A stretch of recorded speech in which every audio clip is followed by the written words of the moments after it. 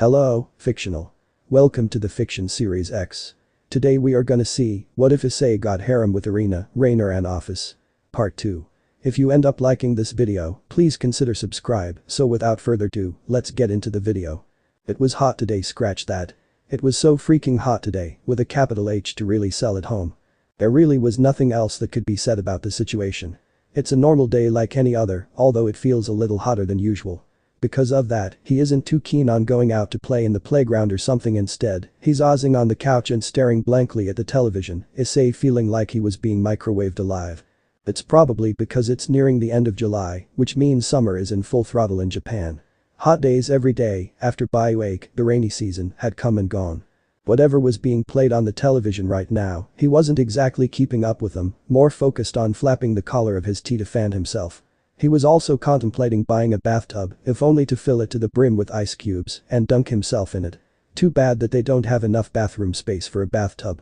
There are just those days, he thought to himself with a little groan. Those kinds of days where things just ain't cool. Figuratively or literally, and it turns out that the next few days will be part of the latter, much to his chagrin. By now, he thought he'd have gotten used to this sort of thing. Japan's a four-seasons country, after all. Flowers blooming, to days sweltering, to modest temperatures and then freezing moments.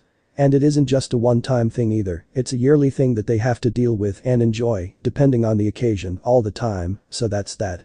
That tolerance he should have built over the years just isn't here at the moment, though. All he wanted was to cool down. It would be great if the AC is on, but unfortunately, Mom wouldn't let him because if he had his way, he'll leave it on for the whole day, which would really hurt the electricity bills. Plus, she guilted him well with the excuse that it'd hurt the environment. Darn it. If only he didn't care so much about prices and the environment actually, nah, that's a bad thing to say. Mom wouldn't appreciate it if she heard him ever say that. But it sure would be nice if there was something I could do about this. Issei, a youthful face with black hair and eyes, approached his own. What he expected to see was a typically expressionless look. Instead, he got it's hot. Yep, it sure is. Discomfort. It wasn't obvious, but Issei could make out the difference between this expression and her usual look. Her eyes were mildly droopy, her front bangs somewhat sticking to her face from the sweat she was producing. Despite wearing a simple strap top and short skirt, the heat was still getting to her, just like him. Are you hot? I really am. I feel like I'm being baked at the moment. I don't get it. Why does summer exist? Because there's gotta be everything to even it out, he answered with a sigh, remembering the talk he once had with his dad. Just like how spring is the best season to grow certain produce like apples and cucumber, then summer would be the perfect time for corn and watermelons, I think. But yeah, there's gotta be a change in seasons every time for different things. You can't have one good thing forever. You gotta make room for the less than stellar stuff at times. But it's so hot. Yeah it is. In sync, the two let out a collective groan. He found it weird that he was bonding with Ophis over their discomfort with the intolerable heat, but he supposed it's possible to just grow closer with someone else through just about anything. Nothing like a bit of suffering to strengthen your bonds, huh? Eventually, with some time, Ophis suddenly seems to move. Issei, she called, getting him to hum. What is that? He had been staring off into space, but now he made sure to focus on the television properly. Oh, that. It's called ice cream. Ice cream? It looks nothing like ice nor cream. Yeah, she's not wrong about that. Language as a whole can get weird when it came to naming things, like fireflies and butterflies aren't actually flies on fire covered in butter, or how American and British English tend to complicate spelling between using S or Z, or chopsticks aren't exactly used for chopping things. And having read the encyclopedia plenty of times, scientific names especially are just the worst. Who comes up with these names? Naming aside, now that she mentioned it, ice cream does sound pretty good right about now. The television is depicting a scene of a blonde kid jumping on the balls of her feet as she reached up for her mom's hands, and ice cream in them. The older woman teased her child by dangling the sweet treat over her head for a moment, causing the child, before finally handing it down to her. She was all smiles afterwards as she enjoyed it. To sell the point, light seemed to burst from behind her, as if she'd just been thrown into nirvana. Damn. That really does look good. If cold weathers are the times for hot cocoa and fireplaces, then the reverse holds true. And eating something cold right now would definitely make this hot summer a little more tolerable. What does it taste like? She asked once more. What it tastes like, he repeated the question with a hum, finding some amusement in having to explain what would be considered so normal to so many people to the girl. Still, he understood that her situation is a little different compared to everyone else's, so the least he could do is answer any of her questions. It's really sweet, very tasty, cold. It has all kinds of flavors, fruit, chocolate. And it's not hard at all. Well, some are. Some are super fluffy. One of the best things to eat whenever it's hot. He glanced over to Ophis, noticing that gleam in her eyes that always came to her when something caught her interest. She was even sitting upright, focused on the girl in the advertisement enjoying her ice cream. This mannerism is something that she shows very regularly since she'd started living with him, and that had been 2 full weeks ago. Honestly, that last bit is a little surprising. To think that she's been with them for 2 weeks at this point, it really does feel like she's been with them from the very start. As if they hadn't just met in the park that night. Mom and Dad don't seem to mind having her stay with them. If anything, they're super happy about it. No mentions about setting her up for adoption or finding her parents, which he doesn't mind either. The thought of her leaving doesn't make him comfortable. And now that he thought about it, it was a little more surprising how comfortable she is with their everyday normal things now. Well, not all of them, but she's steadily been relearning all the things she missed out on. Adapting to everything. And if there was something she didn't know, she would ask them. Mom and Dad are all too happy to answer her questions, and even Issei can't help but enjoy telling her all kinds of things. She didn't have the opportunity to grow up with the normal things. A little late in life, but hey. Better late than never. Is there any ice cream in your home? Her question pulled him out of his thoughts. No, sadly, he said with a sigh. I see, she didn't sound dejected, but the faint dip of her head is enough of an indication of her displeasure with his answer. Little movements, but they told him enough. She spoke more through her movements than with her words. Where can we find some? Well, maybe we can go buying some in a convenience store nearby. Issei then crosses his arms, furrowing his eyebrows. Although, I'm not sure if Mom would be okay with that. Even if there are the 2 of us and it's safer than just going alone, without an adult. Why not? Because there are always bad people out there. He exclaimed, going pale in the face. Mom always warns me to be careful if I ever step out of the house. You never know what could possibly happen out there. After all, there are always stories of children getting kidnapped. Sometimes out in broad daylight, which isn't exactly uplifting of a message. Heck, he's been paranoid about going out at times, remembering to stick close to home and stay outside longer than past 6. At one time when he had gone out that night hadn't been purposeful, but aside from that, he's been very careful about staying outside of the house. So to know that Ophis had been traveling all over the place and had managed to avoid getting caught at all deserves respect. No way just about anyone could pull that off with ease. She's probably learned all the street tricks to smartly maneuver around the place. He was just about to think further on the matter when someone taps him on the shoulder. He glances sideways, meeting Ophis's obsidian eyes that seem to focus wholly on his person. I want to eat ice cream with you, Issei. Oh yeah? I guess we could do that, he grins a little at the thought. Hot as the day may be, it's really the perfect time to be eating ice cream. Maybe we could ask Mom or Dad to go out with us. You 2 can just go together. He perks up at the sound of his dad's voice. The man in question comes over from upstairs, his laptop cradled in his arm. Must have been doing some work. There's a store that's super close by. I'll hand you the money to buy yourself some ice cream. Is that really okay? Sure is. Well, I'm sure you'd be worried about things. I can promise you that it's close enough that it'll be safe to go there without us. Plus, nothing ever happens around here, so you'll likely come across nothing. Well, Dad's not wrong there. Kuo may be a lot of things, a little old, strange in some parts, and certainly hot like right now, but it's also one of the safer towns here in Japan. He wasn't sure why, per se, but the criminal rate here is only 0.003%. It would be really cool if all of this is solely because there are some behind-the-scenes people who are protecting their territory from outsiders, but he knows that would be silly. Kuo doesn't seem important enough to need that much security. That's something only possible in spy flicks or in large cities with important locales like the Pentagon in USA. Actually, maybe it's not so impossible. Some quiet places might be under such protection as well, and he might have been living his entire life not knowing about this the entire time. Oh god, now he's getting in way too deep. Issei, let's go, Ophis patted him on his arms. If Uncle says it is fine, we should go. Well, I guess if you think it's okay, then I guess we can go. Course you can. I'll give you some money and the directions to the store after you've changed into some more comfortable clothes. Maybe a quick bath if you need to, he told them, getting them to nod. Now then, get moving. You don't want to be late and the store is closed by the time you get there. Very well.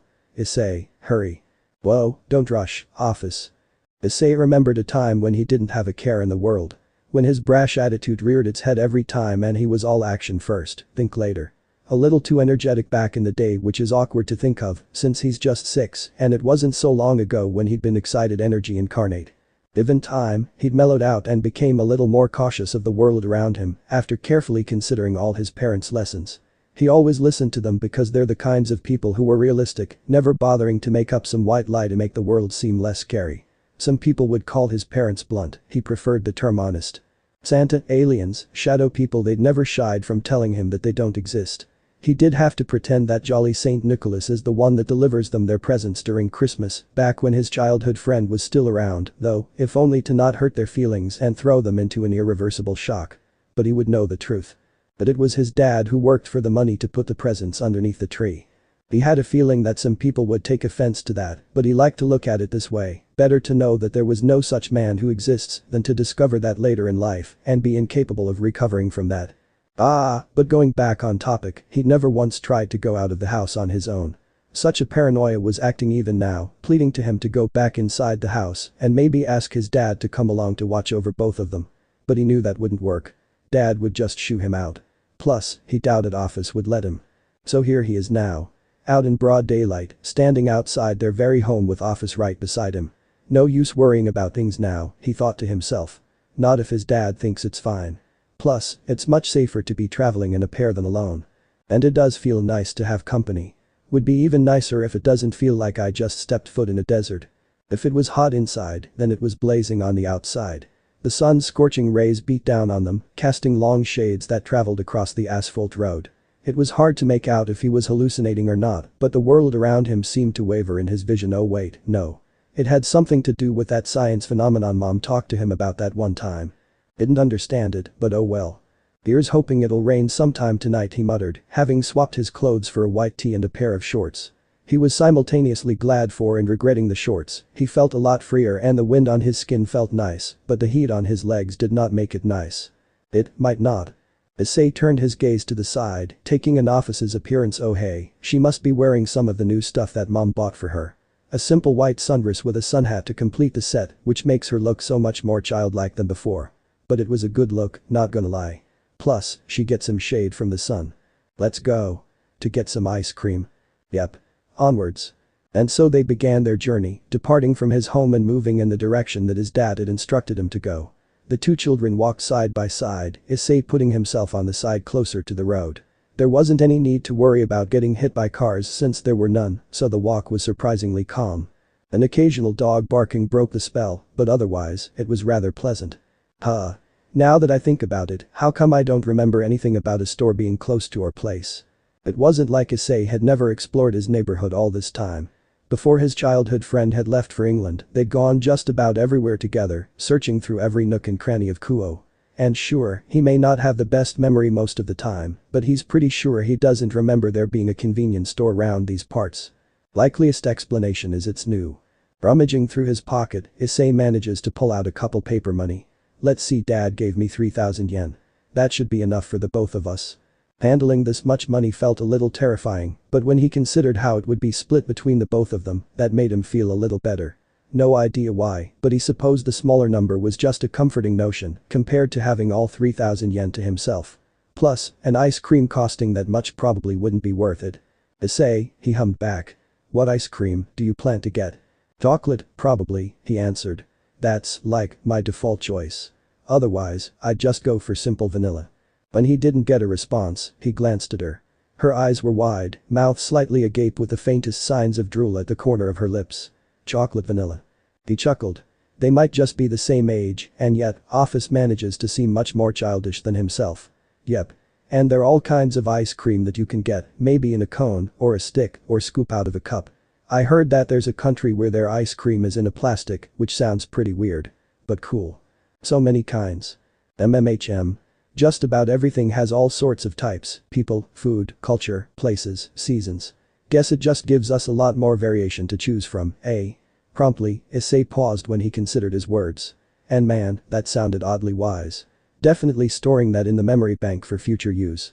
The two continued walking down the street, exchanging a few more words along the way to decide on what flavor is the best. They eventually reached their destination, a building of wood with an old-looking roof, and the words convenience store etched into a wooden tag hung above the doorway. There were even chimes hung up, clinking melodiously as the wind blew. This must be a new shop because he doesn't remember coming here back then. Or maybe he did and he just doesn't remember. Nah, this one should be new. Although maybe whoever it was decided to go for an old-timey look. Well, let's take a look inside. He moved forwards and pushed the sliding doors to the side, the action causing the chimes to clink like. The interior was just as old-looking as the outside, with rows of shelves filled with all kinds of snacks arranged against the walls. A single wall fan groaned metallically as it swiveled slowly from left to right. Behind the counter was an old man with graying hair, reading some newspapers. When they entered, he nodded his head at them before returning to his reading. This is very different than anywhere else. Yeah, you got that right. Now then, where is the there it is. Issei speed walked over to the ice cream freezer, identifiable by the colorful exterior, its glass top that could be slid open, and the constant rumbling it gave off. Ophis came over beside him, and when he slid the top to the side, cold air from inside rushed out and against their faces. Immediate relief. Both children sighed in delight. This is nice, Issei, can we take this home? No kidding, and no, Mom wouldn't let us, he chuckled at her disappointed sigh. Well, let's get to choosing. Which one do you want to try? When it came to choosing, Issei noticed how indecisive his friend could be. She would look upon all selections and struggle to choose only one. He understood her on a very deep level. It's really hard to choose when everything could look super great. Just like all these ice cream. But Issei technically knew which one he wanted. As Ophis scanned over the selection, he searched for a simple popsicle. Sure, he may have talked about vanilla and chocolate, but a basic green apple popsicle sounded really nice right about now. Plus, they don't melt fast, so he gets to keep it in his mouth a little longer than the cone ones. And they're cheap. Talk about genius. He finds his intended target a moment later, reaching down to a plastic wrapper colored bright green. It was cold to the touch, so he switched his grip to hold it over where the stick should be. Beside him, Ophis watched him curiously. Then her head looked back down in the freezer. Before he could ask him what she wanted, though, she took out the same popsicle as he had taken. You sure you want that one? He asked. It's a little sour for some people. This is fine, Ophis said. I will eat what you have chosen. We can eat the same ice cream, together, quietly, she muttered to herself. It is hard to choose. Guess that's something you'll have to learn to work on in the future, he snickered. I guess that's fine. Okay then, let's get these paid for and then head straight back home. And we need to be back quick. Otherwise, our popsicles are just gonna melt. We won't let that happen, she huffed in determination. You bet. Hang on, I'll get these paid for. By the time they returned back home, Issei did not waste time to literally drop down on the floor like a rag doll. Or a puppet with its strings detached, if he was feeling a little more poetic. As it was, none of that mattered more than his body hitting the floor with a thud. Must have been loud enough if even Mom called out to him to go lie on the couch all the way from the kitchen. But at the moment, all he wanted was just to stay lying down and not move a single dang muscle. Eyes squeezed shut, muscles aching and wheezing as he tried desperately to get oxygen back inside his lungs. Body on fire, sweat on his face and legs the sorest. Is that actually a word? He'll need to look it up in a dictionary. Even with the complete loss of his vision, however, he could still tell that someone was standing over him because the darkness grew, likely someone casting a shadow over his eyes as they stared down at him. Issei. Are you okay? No. He panted out. Give me a minute. Fiddlesticks. That had not gone as well as he expected. Which is a surprise because he thought he was rather energetic and active enough. Hell, if there was anything his parents were mad at him for, it was how he was always doing all these crazy things like jumping around from dangerous heights, climbing trees and getting himself dirty while playing. So really, he should be fine. His attempt to match Ophis's running speed, which was a failed endeavor, considering just how fast she was. Ophis literally charged ahead like a train, while he was left in her dust attempting to not get left behind. And that meant he literally exerted himself too hard, barely keeping up. And at the end of the run, he just felt like he was dying. In hindsight, that really shouldn't have been a surprise. The night he'd played with Ophis in the playground, she'd proven herself one heck of a power machine, capable of doing crazy things with the swings and the seesaws. Personally, he'd like to have assumed he was pretty good in the physical department himself, but compared to Ophis. Something cold poked him in the cheek, producing a wrinkling sound in the process. He peeked an eye open and saw Ophis thrusting his popsicle at his face. Let's eat. He one-eyed his popsicle, still in its bright green wrapper, and eventually forced himself up into a seating position. Groaning all the while, as his muscles ached and his head feeling light. Thanks, he said, accepting his popsicle from her. I'm sorry. I shouldn't have run that fast. It's cool. I'm just surprised by how fast you are. Maybe that's how she's always managed to evade any potential kidnappers. Can't be caught if you're too fast, after all. It was amazing, to be honest. Even so, I shouldn't have done that. I won't again in the future. If he knew her well enough, he had a feeling that she might just forget what she said and try it again another time. It's fine, really. I don't mind. It just means I gotta think about working out next time. Then I'll be just as fast as you.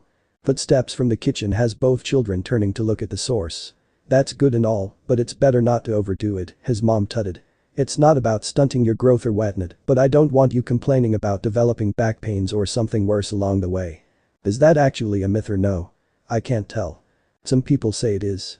Build too much muscle early on, and there'll be some difficulty for your body to grow naturally in the future. Don't let that happen. I won't, he conceded with both hands raised defensively. If this was a video game, it's all about building stamina.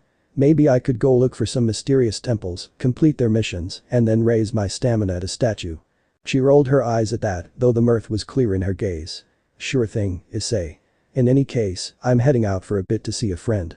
You know the rules of the house. Don't let a stranger in, don't talk to anyone that seems suspicious, and use the house telephone to call you in the case of an emergency, he recited, getting a pleased nod from his mom. You just go and have fun. We'll be here. Alright. See you kids later. Both Issei and Ophis waved her off as she left the house. Dad was likely somewhere else in the house, perhaps in his bedroom sleeping or whatnot. Either way, that meant we had the living room to ourselves. And just in time, too, as I focused once more on the popsicle that we had gone out for. Would be a waste to just let them melt. Alright then. We'll tear them open together on 3. Got it. Ophis nodded her understanding, prompting me to pinch the two ends of the side where the stick was. Ophis did the same. 1, 2, 3. The wrappers tore in sync. Good one. Now then, throw away the wrappers and hold the ice cream at the stick. Okay. It was well over 3 now, and the son thought that it was just about right to turn up the dial of hotness. Issei didn't like that, but complaining wouldn't have gotten him anything, so he opted to focus on the things that he can control, like his ice cream. Putting it in his mouth was instant catharsis. It was like finding an oasis after navigating the wild sands of the desert, this time, even colder. That was the single thought that he had as he then moved to sit in front of the television, flapping the collar of his t-shirt to cool himself down while enjoying his cold treat. Another person quickly planted themselves into the space beside him. He didn't need to look to know that it was Ophis, the scent of her shampoo already notifying him before he even met her eyes. With her knees pulled up to her chest and her popsicle in her hand, she brought it to her mouth. It was barely audible, but the hum so close to him was enough. The look on her face was one of wonders, something that he'd seen countless of times, but never having gotten sick of. This really is delicious. Right? He snickered. Next time, we'll try the other kinds of ice creams. Banana split, snow cone summer is hot as heck, but it's the best season for cold stuff like this. Indeed. We should go out some more. His initial reflex to say no to her was halted as he considered the day that they'd already spent together and the simple fun he had with her during their walk together. Even now, simply sitting side by side and watching the telly as they ate their popsicles together. It's amazing. Yeah, he said, smiling as he pushed aside his concerns. That would be nice. Both of us. Yep. No other ways to it because there was no way in heck he'd let either one of them go off on their own. That was just begging for trouble. Either way, as they settled in their places and delighted in their cold treats, they can't help but hope for another day to go eat ice cream. Issei, especially, can't help but find so much enjoyment out of this simple day. He knew he would have regretted it if he remained stubborn and chose to stay inside. Yeah, they should definitely do this sort of thing more often in the future. And then, a brain freeze struck both children as they simultaneously whined and spasmed. The two opt to eat their popsicles a little slower afterwards. The mother's smarts. 5 o'clock. The alarm sitting on the nightstand beside her sounded off, loud at an appropriate volume to rouse her from slumber. Having already memorized its location, her hand easily lashed out to shut it, and the woman slowly pushed herself up into a seating position as she yawned out loud. To her side, her husband remained asleep. Another hour. Maybe with another half an hour, she decided. She could let him sleep in for a little longer, since it's a weekend. She, in the meantime, decided to get out of bed and drag herself over to the bathroom. Some cold water would do well to get her systems in full chugging, and then she'd be fully prepared to face the day as the housewife of the Hyoudou household, not without a full mug of coffee, though. This is Miki Hyoudou. Issei's mother and the woman of the house. A simple Japanese woman who was an office worker, now a housewife who devotes her waking moments taking care of her family. And she couldn't be any happier. Well, aside from being able to safely deliver Issei 6 years ago. She remembered absolutely everything from that day, how much she had cried. How hard she strained herself. How much she hoped for this to be the true moment. How the pain that seized her entire body felt utterly incomparable to the joy swelling in her chest as she held her crying son. Hyoudou, having been so anxious before, came close to fainting beside her bed out of relief. That single day had been such a perfect moment. One she would hold dear to her heart until the very day she passes. That much, she knew. But that story isn't what's important right about now. What is important is the fact that, as a mother, she had learned to understand her son in a way that no one else could. She had taught him all there was to know, to help him develop himself as a functioning human being and establish himself in the world. She got to learn of all his quirks, his favorites and dislikes, witnessed him in his highs and lows, be a part of his life. In a way, she could proudly say that she was a good mother to Issei.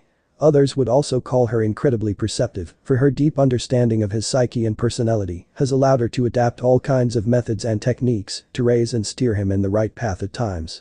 Soon enough, however, she'll come to learn that such an invaluable skill set that she developed throughout her period of motherhood wouldn't simply be applied to Issei, her son. In fact, she might have to rely on it much more than she would realize. Being a housewife isn't a simple job, as most would think it is. Sure, it doesn't need a degree or a master's, but what it does need is a whole lot of patience, persistence and energy, as housework encompasses all sorts of physical labor needed to maintain the cleanliness of their home. Plus, she has to deal with the laundry, cooking and such, so one can only imagine what her daily workload is like. But Mickey never complains about it. Perhaps once or twice on a bad day, but every other time. She doesn't actually mind because she recognizes how important of a role she plays in maintaining the order and camaraderie of their little family. At times, though, it can get pretty well, she wouldn't ever say difficult, per se, but they definitely require some creativity on her part. And thank goodness, she's gotten a lot of experience with that sort of thing. Issei, she called, knocking on his door. A stray hair fell within her vision, so she swept it off to the side. Are you awake yet? No, I'm not. Yes, you are, she says with a roll of the eyes. It's already 6. Go take your bath while I prepare your clothes for you. If you fall asleep again, I'll come in there myself and carry you. Perhaps she needn't have said that, but Mickey preferred absolute chances of success to a half or half. And she knew her words were effective when she could hear the sound of the bed squeaking, followed by some rapid tapping of feet against the floor as he rushed around before the door in front of her finally opens up. Revealing a little boy with hair so messy it looked as if he'd just been thrown into a tornado. I'm off. He saluted, prompting her to return the gesture as he rushed off, towel in his arms. Mickey grinned watching him go. Getting better at waking up, I see, she thought to herself, though she wouldn't put it past him to revert to his old ways from time to time. At least, for the time being, he's doing pretty well. Right. Time to get his clothes ready. She steps into his room, nothing looking too out of the place save for the hastily drawn curtains and the bed sheets thrown about as if the bed itself was ransacked. She rolled her eyes at the sight. Issei just isn't cut out for housework. Or, at the very least, he isn't now.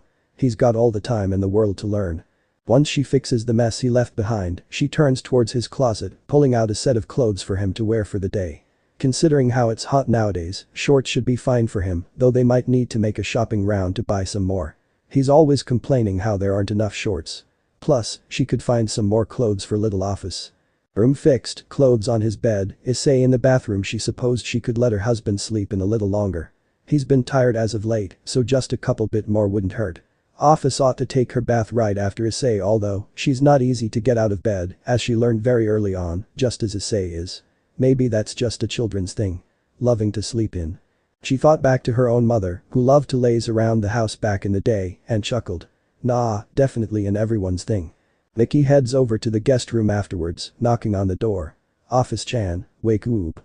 It's already 6:30 in the morning. Issei will be done with his bath soon, and then you'll take yours after him. Sounds of shuffling. And then, silence. Ophis-chan. Not a single word. Well, looks like she just got ignored. Huh. Well, nothing that I hadn't expected. Ophis-chan, I'm coming in. She twisted the knob and stepped inside. Complete darkness. Mickey easily crosses the room to reach the window, pulling back the curtains and squinting when light rushes into the room.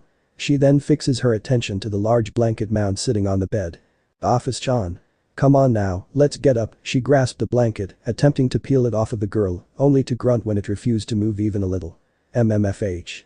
Oh dear, you're a rather strong one, aren't you? Force will be met with force, or so some famous movie might quote. So, a smarter approach was necessary here. And thankfully, it's already been proven useful thanks to her son. If you don't get up, we might need to go on with breakfast without you. Now, would we want that? No. Resurrected like a phoenix from the ashes, Ophis practically seizes up into a standing motion as she threw the blanket up into the air. Just as she was about to rush into the bathroom, however, Mickey is quick to catch her by the nape of the neck, stopping her in her tracks and handling her expertly like a mother cat to her kitten. "Auntie? Now, no need to rush. You know we'd never eat breakfast without everyone there, and that includes you," she said gently, setting Ophis down to sit on the edge of her bed. Mickey sits beside her, stroking her on the head to calm her down. "I'm sorry for what I said. I'll make sure not to do that again." Okay. Good. And also, it's not a good idea to wake up with a jolt like this and immediately start moving. You need to let yourself relax so that your body can naturally wake itself up. That way, you can avoid getting cramps and such. "I see," after a while, she nodded with a hum. "I understand. But never do that again. I promised you I won't, didn't I?" Despite herself, she couldn't help but grin in amusement. "But of course. I promise I won't do that again." Ophis made no sound save for a hum, and the two sat together for a bit. The girl is hard to understand at times. For how expressionless she can be and how little she tends to say, Mickey has trouble understanding what she's thinking. Despite that, she has enough experience with Issei to understand a child's usual quirks, so she could make out the little cues that Ophis makes to figure out how to understand her. Perhaps that seems a little odd to say, considering just how expressive Issei can be both in terms of body gestures and facial expressions. Ophis, on the other hand, can come off as completely muted in terms of conveying any sort of information to another person, so it would technically be hard to figure out anything with her. Issei, who has a surprising knack for understanding people from a mere glance. Or, at the very least, be friendly enough to then be able to communicate with them so to understand them better. That was part of the reason why she'd been able to understand most of Ophis's quirks, almost all of which Issei had told her about. Her little hums, her straightening up when she gets curious, small curves in the corner of her lips that would have gone unseen from a distance, but up close to a very observant eye, meant a great change in expression. She supposed that was just one of his talents, and one that she, as his mother, prayed he would develop in the long run. "Well then," she began. "Now that you're properly awake, what say you go take your bath?" The girl hummed back. "Okay. Right. I'll prepare your clothes in the meantime. Take a cold bath, alright?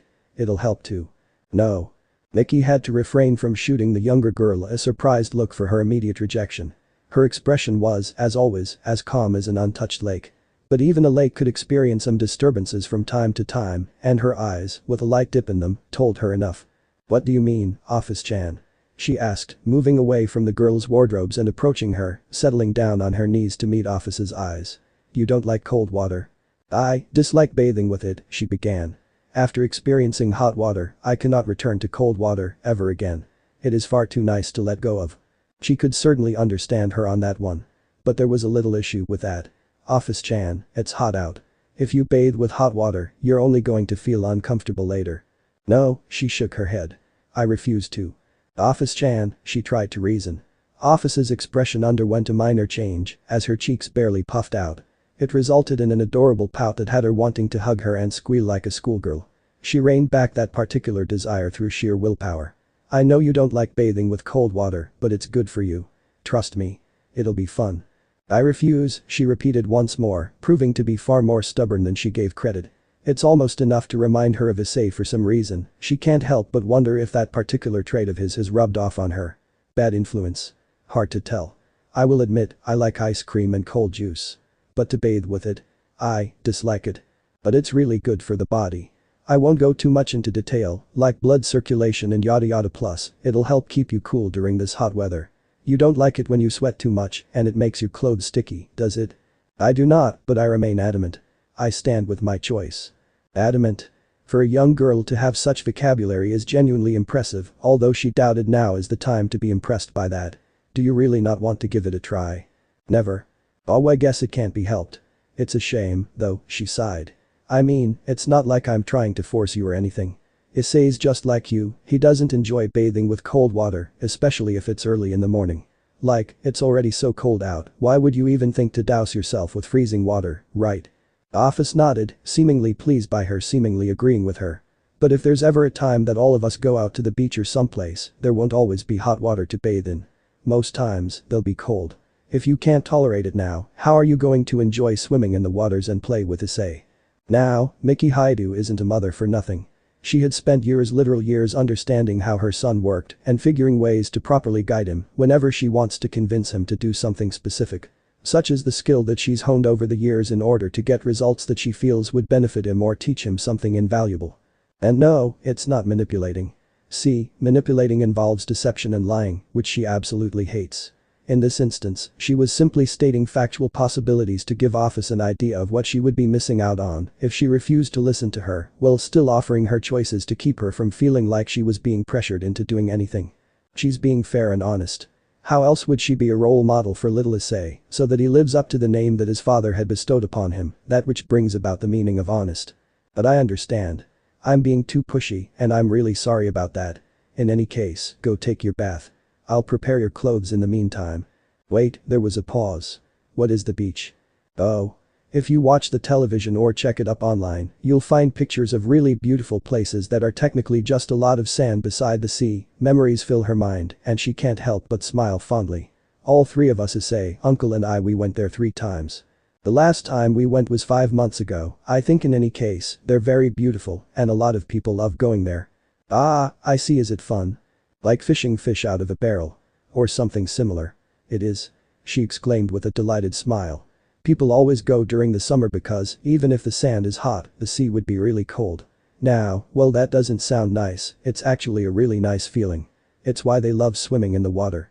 And there will be all kinds of games you get to play, like volleyball or building sandcastles, and sometimes there will be stalls selling shaved ice. Absolutely delish. As she progressively talked to the little girl about the beach, the latter grew more fascinated, her posture straightening a little as her eyes lit up. Mickey had learned to understand her little mannerisms, and this was a clear sign that she'd gotten curious. But don't take it the wrong way, Ophis-chan. Even if you don't want to swim in the sea, you can still go to the beach, she said. Again, being completely honest. You'll get to lie on recliners or maybe on the sand, underneath an umbrella. An umbrella. I forget what it's called. Pretty sure that it's an umbrella. But yes, you can still enjoy the beach without wanting to swim. As for swimming pools, that would be a little more difficult, but… Ophis had gone into her thinking mode, dubbed so whenever she stops to think deeply about things. Always when she's usually thinking about things that interest her, more specifically, on things that may be fun, as noted by Issei before. In someone's opinion, she might be considered a devil of sorts for playing with her head like this, but that wasn't it at all. A devil would have tried to tempt her into doing something, usually a bad something. And they preferred leaving things ambiguous to trick their supposed client. All Mickey intended to do was make Ophis aware of all the good and bad things of whatever she wished to know of, so that she could decide for herself which option she preferred. In that essence, she was like a very meticulous teacher during a teacher-student-parents meeting. Now that she thought about it, she wonders if that's a good BPG or not. People often misinterpret things because they don't understand what's being presented before them. And when they start complaining like idiots, they realize the important things too late, usually when the salesperson brings up the clauses in the contract and whatnot. Could be one party's fault, could be the other. In the end, both wind up unhappy. So, she may as well avoid that issue and make sure that whoever she talks to understands her completely. It's especially important with children, since they could easily misconstrue whatever she says and go off and do something she might regret. She's broken out of her line of thoughts when Ophis makes another sound, this one tinged with frustration. I don't know what to do. Oh, it's nothing serious. Besides, if you don't like it now, you can always give it a try another time, she chuckled. You can go bathe in hot water today and maybe try cold another time. It doesn't have to be today. It's not like we're going to the beach today. But it would be best you bathe with cold water first someday to get a feel for it before we ever go to the beach or a swimming pool, she patted the girl on the head afterwards. No matter what, we'll go there together someday. I promise. Joy. That was the emotion that momentarily glimmered in her eyes as she stares back at her. Alright then. Thank you. No worries. The girl marches off into her bathroom to undress and freshen up. Mickey watches from the corner of her eyes, just happy to know that she's already up and had already gone to take her bath. What she is even more delighted by, however, is the switch for the water heater, which goes ignored. Sometimes, it takes a little creativity to work with children. And she liked to think that she'd done that pretty well. Sitting downstairs in the living room, Issei can't help the strange feeling that his mom is busy gloating about something and that something has to do with him and Ophis. Weird. The midday sky was surprisingly cloudy today, which wasn't exactly a problem in his book since it meant shade and the occasional breeze. That made it a lot bearable during the summer spell, so hanging outside didn't feel as unbearable as usual. In fact, he could go out on a leg and call today rather pleasant, which isn't to say that things are usually bad. It's just that the temperature wasn't as unbearable as usual, which makes today a little more tolerable. He was currently at the park in their town, lying on a blanket spread out on the ground, face up, gazing at the pale blue sky and watching the lazy puffs of clouds drift along. He wondered if it was the clouds moving or the earth moving, which made them seem like they're moving, but no, he was certain the clouds are doing the moving. Their evaporated water clumped together. If he ever said that to a science guy, his hair would probably go gray and he'd have a seizure from how lame and ridiculous that description was. He gets the excuse of being a kid, though, so that's that. All of that aside, though, he was really enjoying the pleasantly warm but not scorching hot afternoon. He felt the breeze against his skin, could hear the sounds of dogs barking in the background and Ophis somewhere nearby. Probably running around trying out some of the equipment for one person, if the creaking of metal from around him is any indication. That one looks like a boat. He eyed a particular cloud. Its shape had everything that a boat has, the sail and the hull. That it seemed to bob up and down as it moved leftwards really makes it seem like a boat. And that one looks like a house. He looks to the next cloud. And that one looks like a dog. Issei continues to watch the clouds for a moment longer. He pauses for a moment when that thought came to him. And then, it comes to him as he jolts up into a sitting position. Issei really wanted a dog. It seemed rather silly to think about, but Issei really wanted a pet animal. That had been something he'd been hoping for since long ago, for plenty of reasons. People on TV always look so happy with their pets, and he was never shy to approach the nearest stray cat or puppy in the streets from time to time. After all, it would be fun to have more company in the house. Sure, Ophis was living with them now, but she's not a pet. That would be really demeaning. She's his friend. There's a difference. Before someone tries to point out that a dog, despite being a pet, is also a man's best friend, well, there's the sentiment there. But obviously not trying to put a human and an animal on the same level. Only on a rights level, but otherwise, the difference is just obvious. Dad's allergic to cats, getting a fish tank seemed a little costly, and he doubted any of them would be able to care for birds. There were also tortoises, but he'd sort of accidentally lost one back then. He didn't feel like taking care of another one now. So, might as well go for a dog. Question is, what kind of dog? His brows furrowed as he thought harder. Let's see, poodle, beagles, chihuahuas, golden retrievers are pretty cool too. But others would probably want the cutest little thing there is. He was typically okay with any kind. Even the big ones, although he'd prefer if they were less ferocious and more friendly. That would be more than enough. Unfortunately, he doubted any of his parents would be fine with getting a pet now.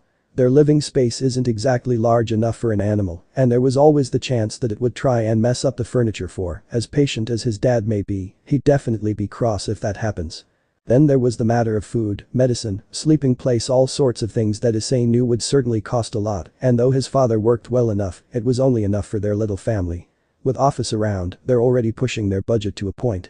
Adding another resident would make it worse on them. Despite feeling a little disappointed at that, Issei tried to rationalize this rather than simply thinking about his own wants.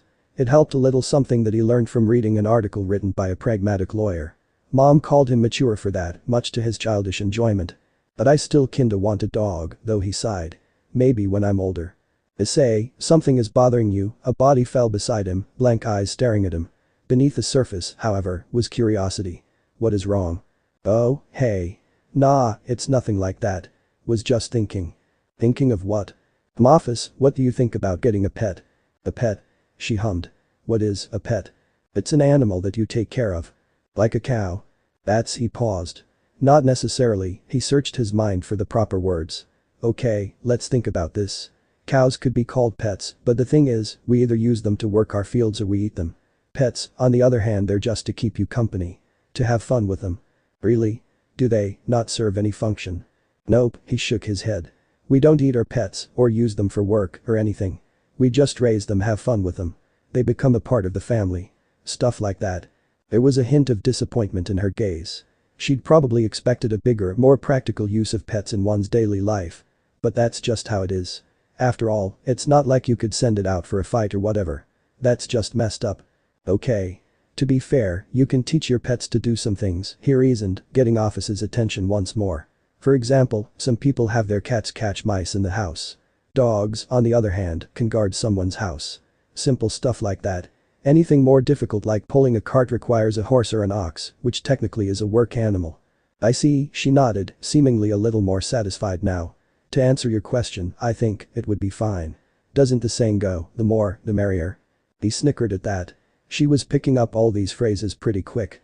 Probably from watching TV. Yep, there's that. Then why don't you? Because taking care of a pet is a lot of hard work and I don't really want to make it even harder for mom and dad. That would need a lot of money, he shrugged. Maybe when I'm older, I'll think about getting one. But for now, if there's no guarantee that I'm not able to take care of something, then I won't ask for anything. Is there nothing easy to raise? A living thing isn't easy to raise, he said with a chuckle. That's what my mom always says. She would know, since she raised me. Raising a pet needs a lot of maintenance and stuff.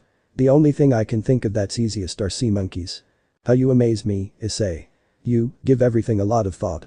Mom always says it's necessary. Otherwise, you'd end up making a choice that you don't like or it'll make someone else unhappy. Sometimes, you make a choice that's good for you, but people still don't like it, at which point you either just ask them to deal with it and go on with your day. She seemed pleased by that. That is good. Life is too short to live trying to satisfy others.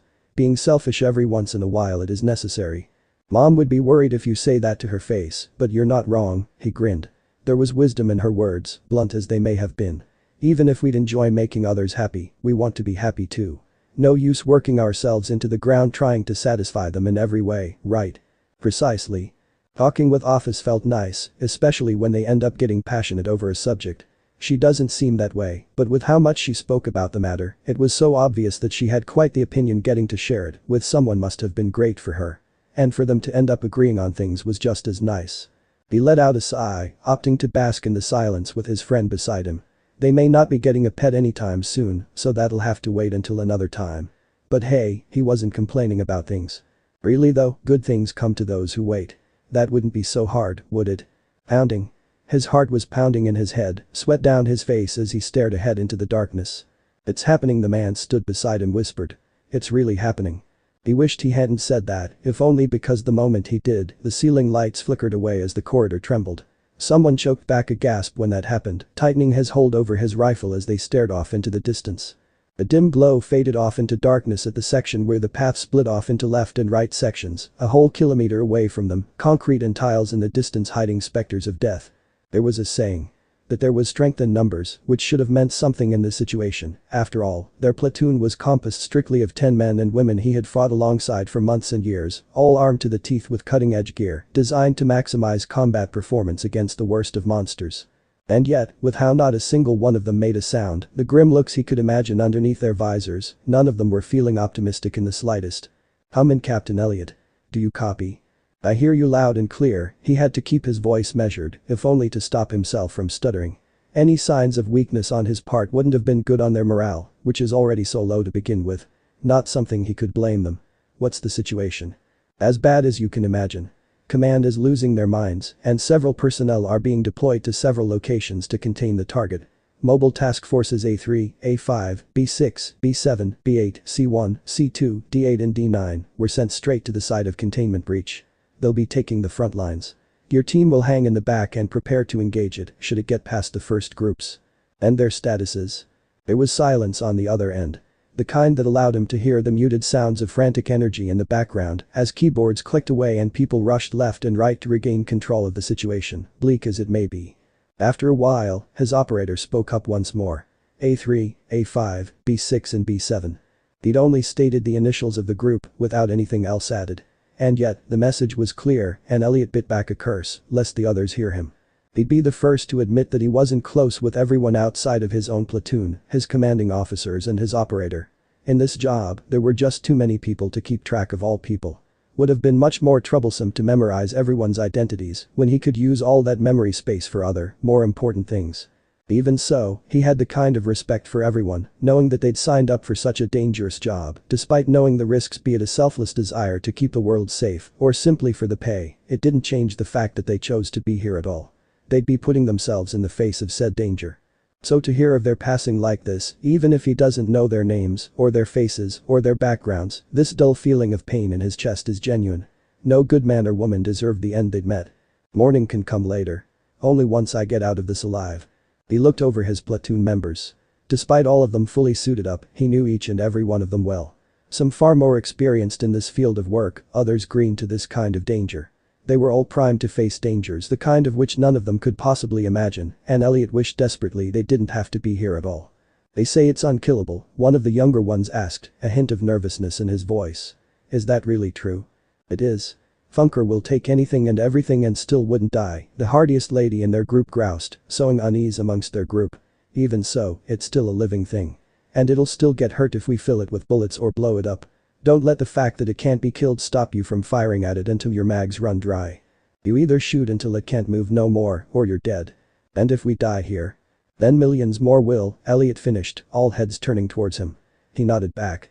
There's no use trying to give you positive words. We're going up against what might be the single most dangerous entity in this facility, and it's our job to make sure it goes back into captivity. Some of us are going to die, but we need to give it our best shot. Do not falter. None of them whimpered. There was a cold, almost forced sense of calm that washed over them as the situation had dawned upon them. Victory seems almost impossible, but for the sake of the world, they had to make sure it happens no matter how many bodies will be stacked up in the future. Such was the circumstances that they had willingly signed up for. None of them complained or whined, for their job now was to stand their ground. Become the wall to keep the beast from breaking through and escape the facility out into the real world. Because if that happened, it would be a hell on earth. That was something that they absolutely have to prevent. The corridor shook once more. The sturdy construction held, but there was no doubt in his mind that even more teams had been taken out. Were he any close to the site of breach, he could imagine the cacophony of gunshots. This eerie silence, so far away from the battle, was unnerving. How close is it to our location? It's 2 floors down. At its speed, it will take at least half an hour to reach your team. Half an hour? Funk, this was much worse than he thought it'd be. How's the facility? Have all personnel been evacuated and all teams deployed to take down our target? Everything's not good, but some of us are staying behind to monitor the situation.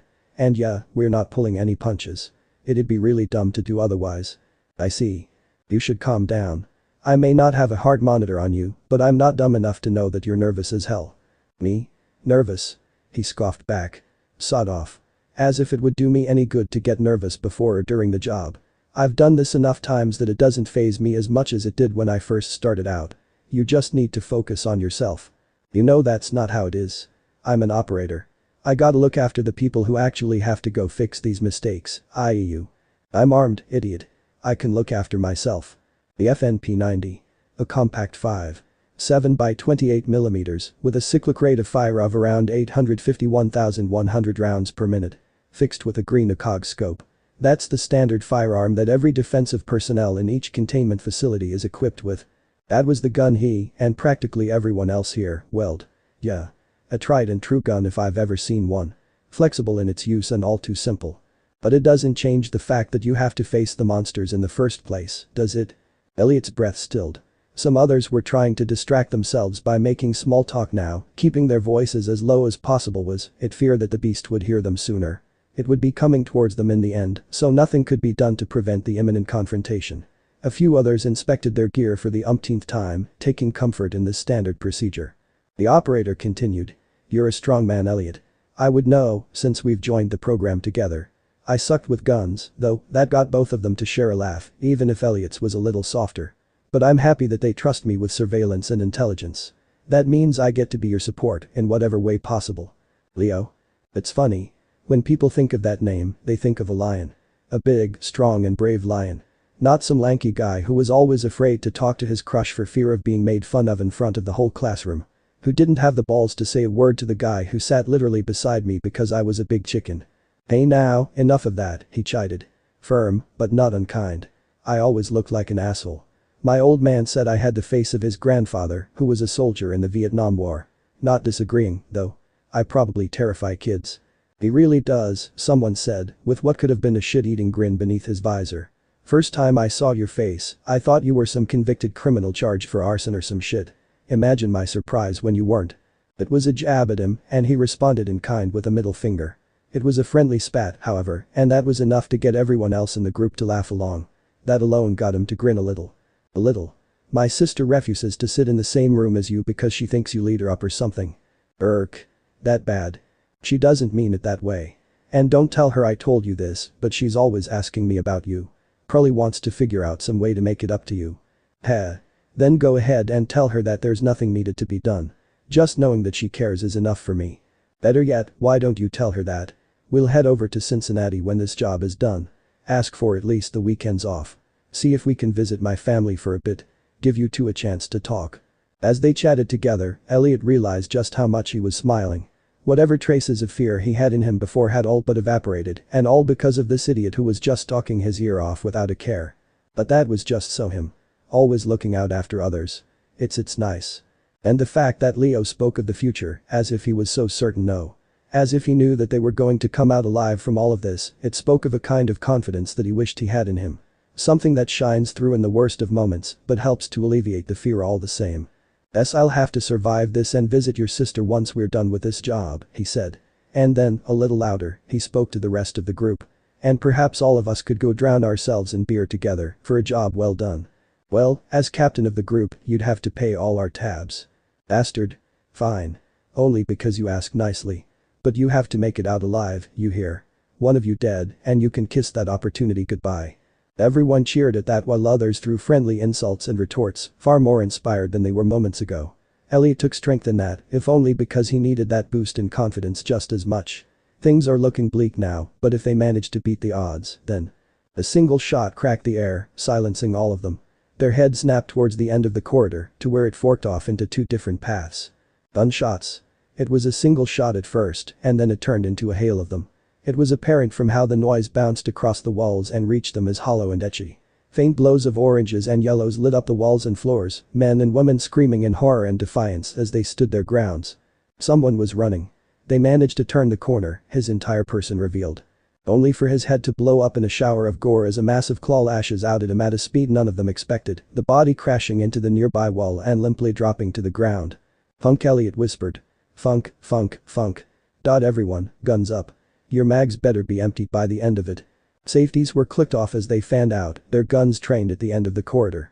Elliot felt the muscles in his arms tensed as he aimed forwards, as if the thing in his hands was the only salvation they had out of this situation, and he prayed to whatever deity there was out there that he would survive this. The claw clicks against the wall of the corner, scraping across it and drawing lines as it recedes into the darkness as if it wasn't there to begin with. And then, with a cackling howl, death charges towards them. Need to escape. That was the single thought running through the mind of the beast as it charged down the corridor. The darkness was quickly lit up by a hail of bullets, lights in its vision serving to blind it as they put holes in its body. Oh, but what fools these insects are. How many times have they had the same dance? How many times have they failed to learn from past mistakes?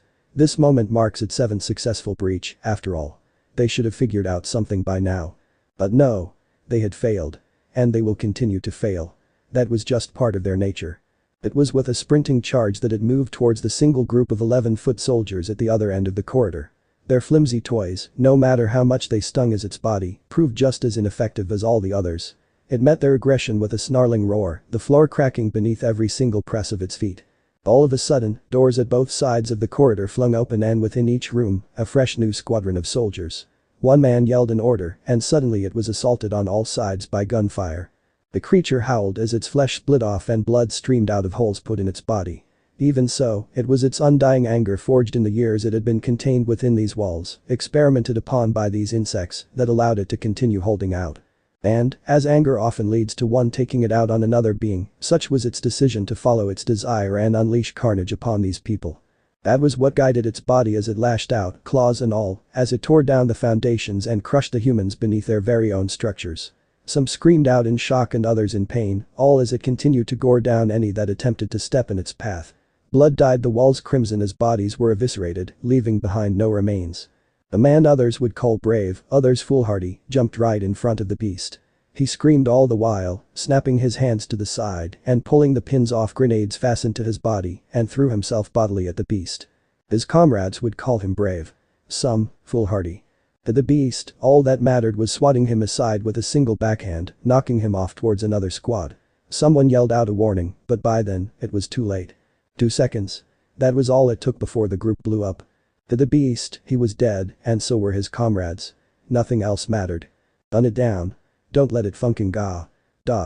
His scream died away into gurgles as blood spewed from the massive gash in his throat, only for his entire body to break apart like a broken vase as it smashed a claw into his body.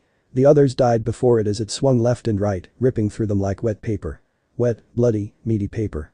And then, as it continued to rip away at more and more guards, it began to laugh. This This single moment filled it with more ecstasy than anything else in the world. No matter how many times it has faced a man down in his final moments and slaughtered them, this feeling of glee is something that it's never sick of.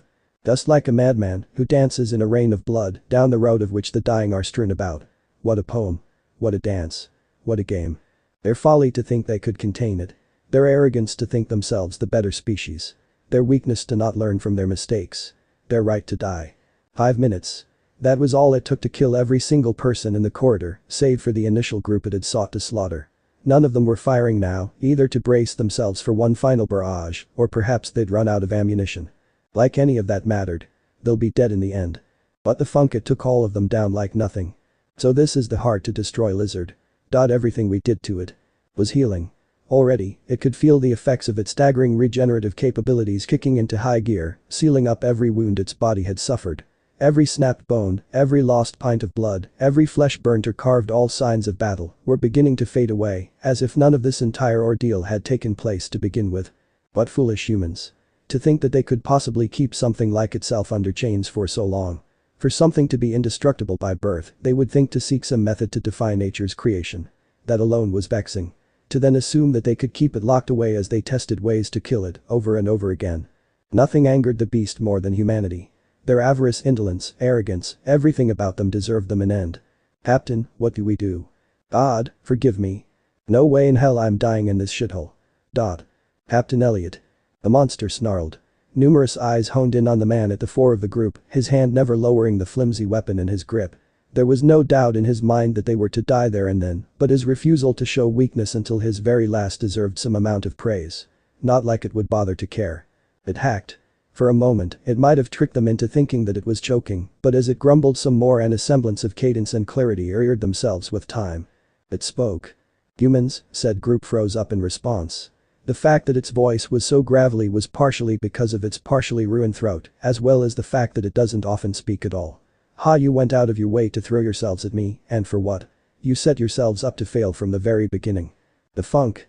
No one mentioned it could talk. Nonsense. Someone barked back. Don't try to funk with us. Is it? Do I not stand before you now, still alive, while the rest of your kind lie dying in their own blood? Someone took a small step back, as if trying to consider his chances of fleeing alive. It wouldn't allow that, of course, but for the opportunity to let these measly creatures have a chance to wallow in their despair before finally culling them. Such as a game it had not gotten sick of, just the same as the blood sport has never failed to entertain it all the same.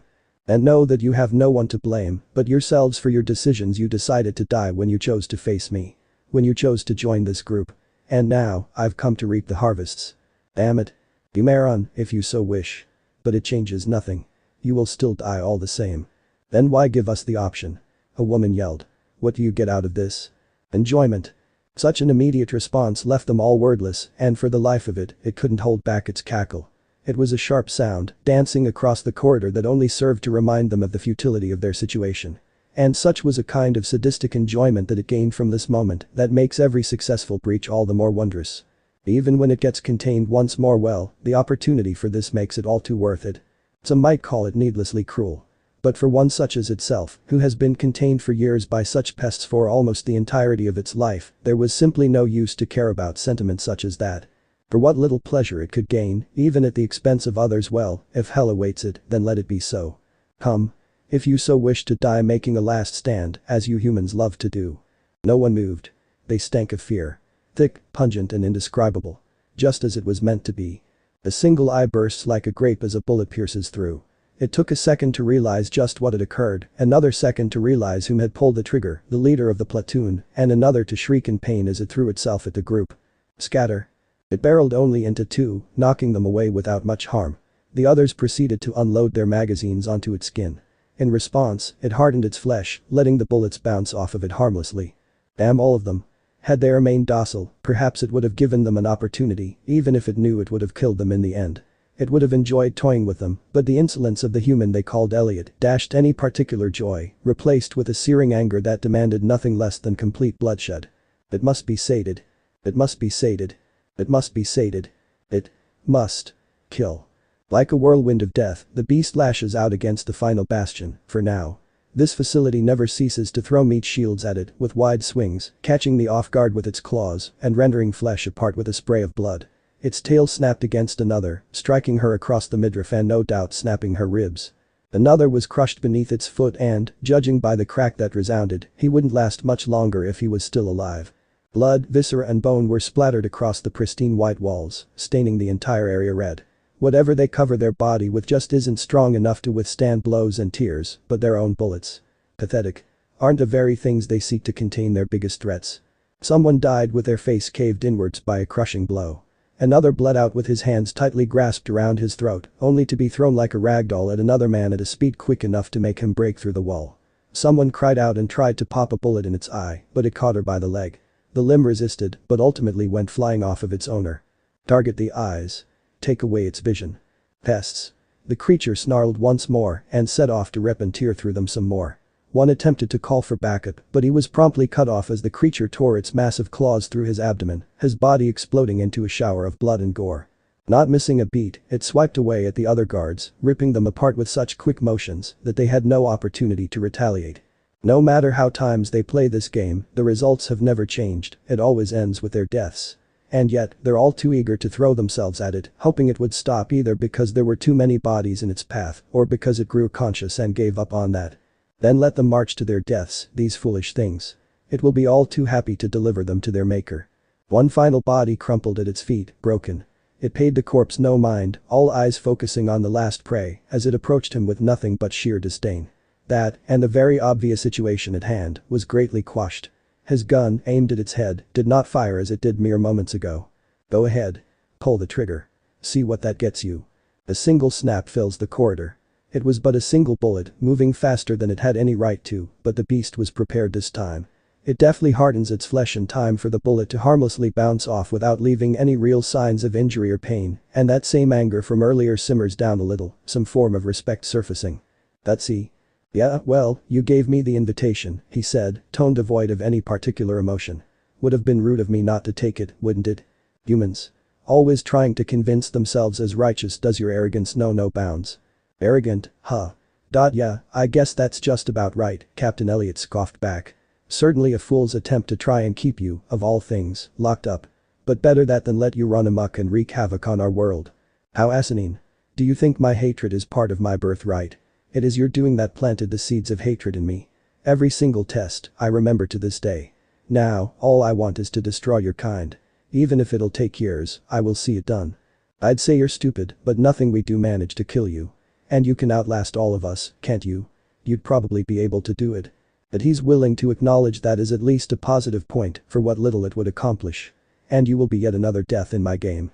Another tally in my kills. Are you prepared for that, Captain Elliot? He didn't respond at first. Eventually, the gun slipped out of his hands, clattering on the ground. He then reached up to remove his helmet and visor, revealing a face hardened with scars, as well as bronze hair and the faint signs of stubble. His eyes bore no fear, unlike his comrades in their dying moments. He took in a deep breath. And, when he exhaled, his features smoothed out. Calm acceptance. Go ahead, Captain Elliot, terminated in the attempt to recontain SCP-682. SCP-682. Such as the initials given to it. It was an identity that it despised, but for how distinct it is, well might as have something than to exist nameless. Scoffing, it takes one last glance at the remains scattered everywhere before finally approaching the man just in time for its senses to suddenly go haywire. Millions of impulses were fired from whatever organ counted as its brain in a mere second, the creature's head snapping in every direction. The human made a sound, but SCP-682 was far too busy trying to lock down on whatever was suddenly throwing off its every senses. Something was here. Something unnatural. The multitude of eyes across its body narrowed. What is this? It had come to face countless others of its kind, most used by these filthy humans in an attempt to kill it. Failures, every time, but this energy. Suddenly, it felt it. How its body seemed to suddenly be in the grasp of a phantasmal thing, clutching at its body with ease. The beast howled and bucked to throw off whatever it was, yet the grip of foreign energy over its being did not yield. It continued to struggle. Hasty footballs approached its location. The target is in confrontation with Captain Elliot. It's moving towards the elevator heading to sub-level 2. Requesting. And then, like a flick of the switch, its body vanished. Teleportation, as SCP-682 comes to realize, is a concept it has never tested before. As a rule of thumb, the people of the containment facilities were always testing one gimmick or another in an attempt to understand its biology and figure out a way to kill it. Every attempt obviously fails, but only dooms them with the knowledge that any future attempt is likely to be yet another failure. And yet, stubborn as they are, they still try. The times they use fellow SCPs against him. The time 173 snapped his body multiple of times had not been fun, and turning into crystals from 409's effect was no less painful. But it had survived, and that rendered any future chances of dying from those null. Then there were more primitive methods, like being dunked in acid, or gunned down, or being burnt alive. None of those worked too. On the other hand, teleportation is completely alien to it. Not exactly strange, considering that mankind doesn't have all the advanced technology it wished it has to test out all sorts of things on it. But now, subjected to a teleportation that had now sent it out to who knows where, wait a minute, it took in its surroundings, then sniffed the air. Moisture, flowery fragrance and wet wood. Where? The answer to its question laid in its surroundings, yet for how dark it was, with only the moonlight to give even the barest amount of illumination, 682 was left on guard, making small steps as it braces from an attack. Each of its eyes look in separate directions, easily cutting away at any possible blind spot. Nothing that it could see. Too dark. As such, it was forced to adapt, such is its birthright, after all. The ability to mutate, evolve and adapt, all for survival. Focusing on its composition, SCP-682's biology underwent a change down to its molecular and cellular components. Minerals were pumped out of reserves, cells apoptosed and mutated, and new proteins were synthesized in bulk, bringing forth an ocular alteration that grants it night vision. The world in its gaze lit up as a result. And it was such a view that it was subjected to that left it speechless for once in its many years of life. Greenery the likes of which the sterilized facilities could never hope to replicate. Wildlife comes and goes as the critters watch it, then scurry off anytime its eyes lay upon them. Fireflies, as it realizes, are moving around to give off what little glow they could. But as a cumulative, the whole area around it was doused in warm amber light. The trees swayed gently to the wind, welcoming the beast to their home with a quiet, yet no less alluring dance that stole away any breath in its lungs. And the cold moist dirt stuck to its feet. This was Was it some sort of illusion? A drug-induced fever dream, or the effects of using an SCP on it?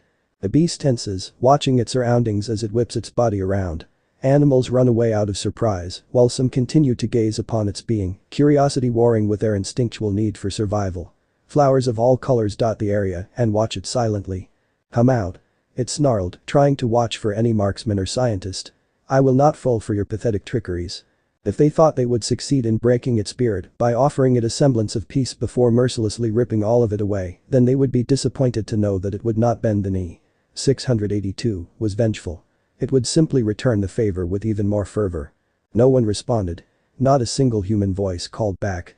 Naught but the flora and fauna of this otherwise uninhabited forest. Impossible. There should be no way I should have escaped. It looked around, hissing in caution.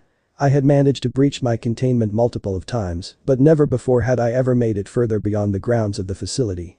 And it was partly its own fault. Always would 682 end up taking its sweet time wrecking the place and killing every human in sight. At times, it would even go out of its way to seek out any survivors and tearing them a new one. It was all a blood sport. Then the advanced task forces would show up, wounded enough that it would be incapable of doing anything, and then be contained once more. And it supposed that was fine. So long as it would have the opportunity to break free and slaughter the humans once more, that made it feel worth it. But the facility's grounds are in a secluded location. Wholly separated from the rest of civilization. Better to keep their operations a secret from the public. It had caught sight of the outside plenty of times. Mountains, as far as the eyes could see, often snow-capped after the winters and with little life. The perfect place where nobody in their right minds would willingly go, for how treacherous those lands could be. But this new environment is too different. Had it been moved to a different facility? Altering its biology once more, it developed feelers that allowed it to detect movement in a radius of at least 10 kilometers and as deep as 5 kilometers within the ground.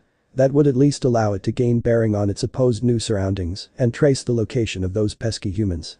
They swayed for a moment before touching the earth, spikes blooming outwards. Like ripples spreading out from a pebble thrown into a pond, its senses stretched far off throughout the forest. Every tree, gravel and puddle became part of its channel.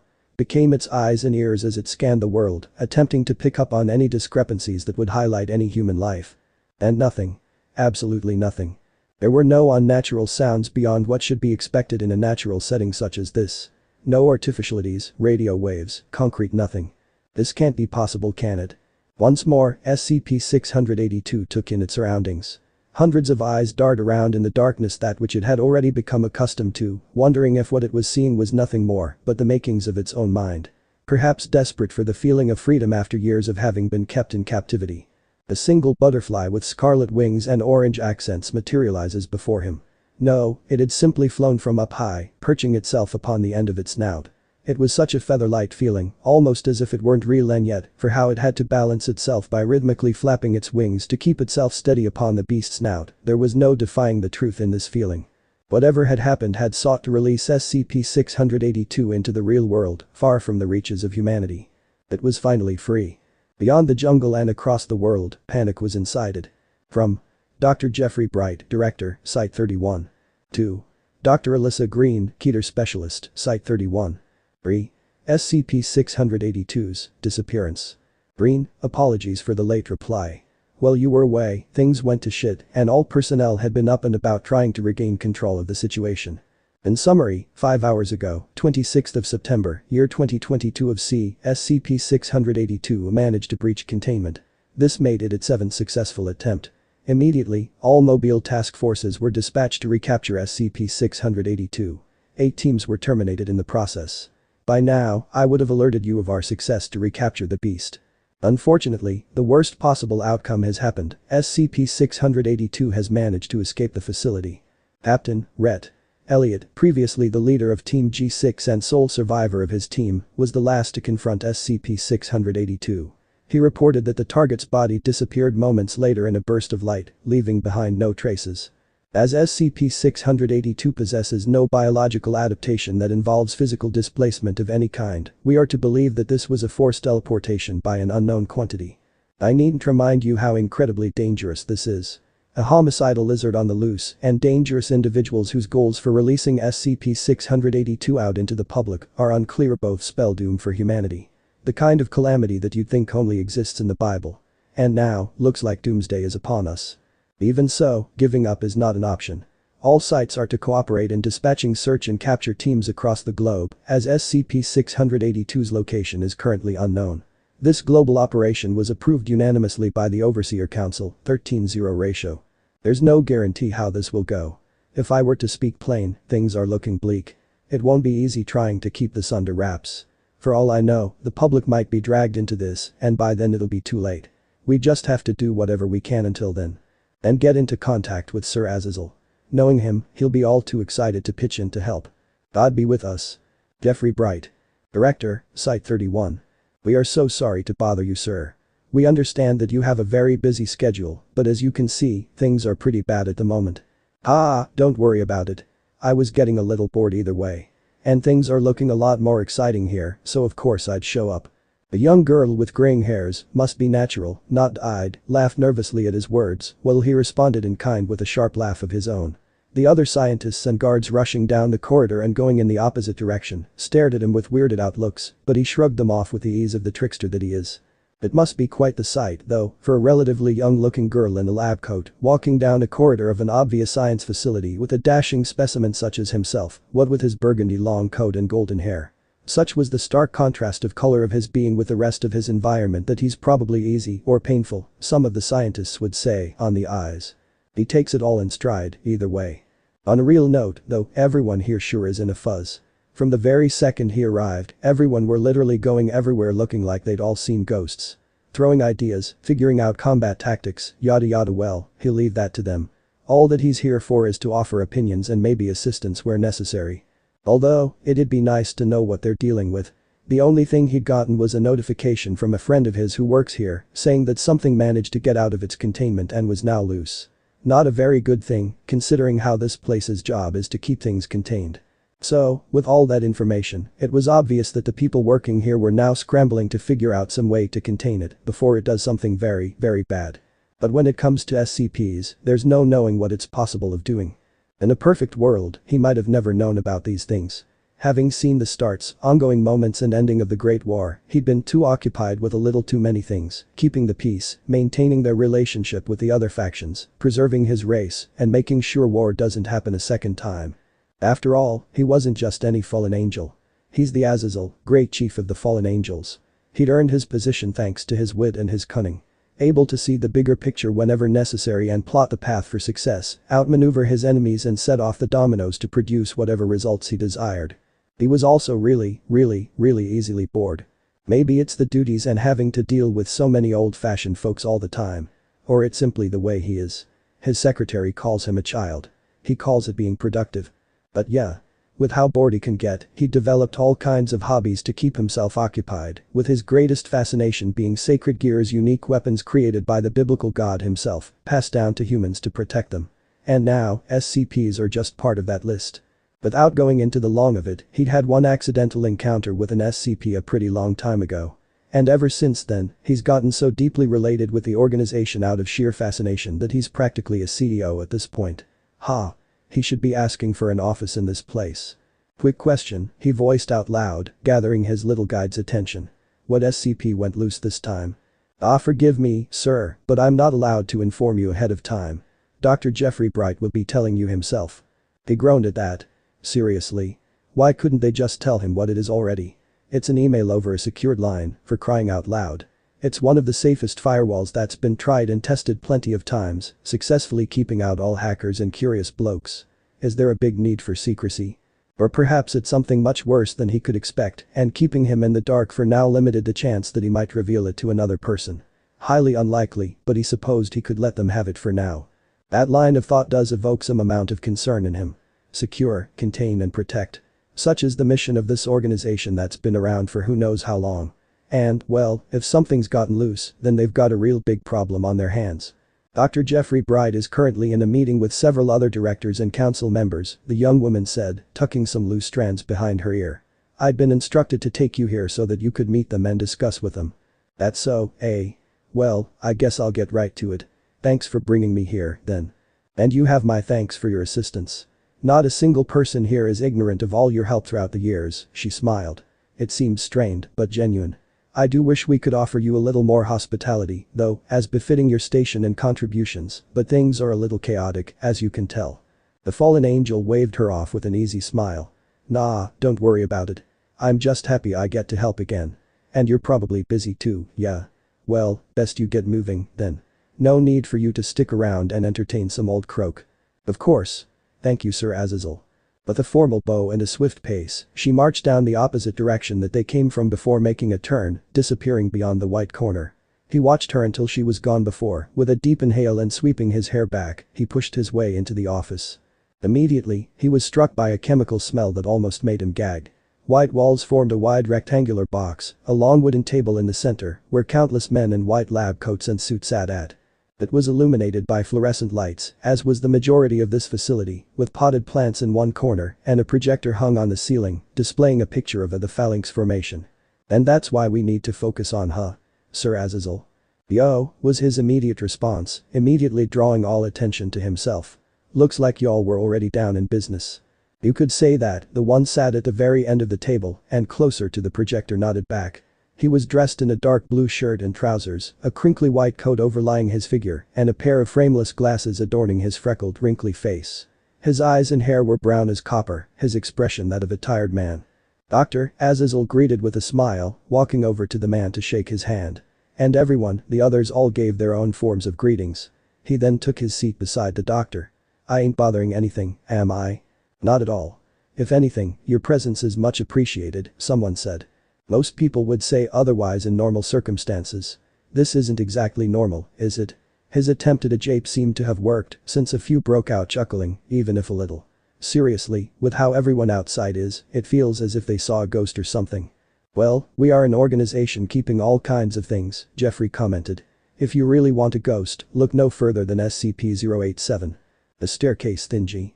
We've sent 4 personnel down there to investigate the depths of SCP-087.